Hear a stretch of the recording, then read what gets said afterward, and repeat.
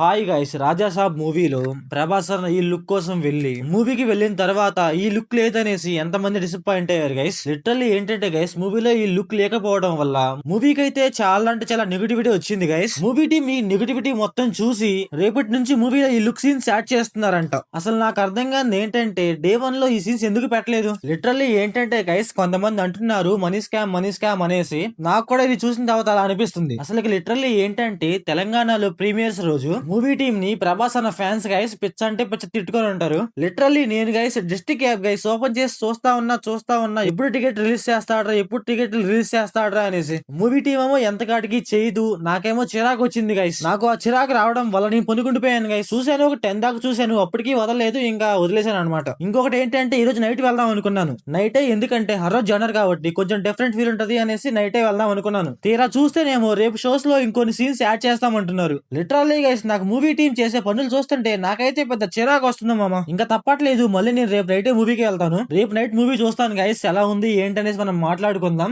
నాకు తెలిసి ఎల్లుండి మార్నింగ్ అయితే రివ్యూ రావచ్చు. మన ఛానల్ అయితే సబ్స్క్రైబ్ చేసి పెట్టుకోండి గైస్. ఇదంతా చూసాక మీకేమనిపిస్తుంది గైస్? నాకైతే మూవీ మీద ఇంట్రెస్ట్ దొబ్బుతుంది. బట్ కేవలం ఏంటంటే ఓన్లీ ఫర్ ప్రభాస్ అన్న కోసమే మూవీకి వెళ్తున్నాను. ఖచ్చితంగా అయితే మూవీకి వెళ్తాను, మూవీ చూస్తాను, ఎలా ఉందో ఏంటని మనం మాట్లాడుకుందాం. సో టాపిక్ అయితే ఇది guys. So thanks for watching.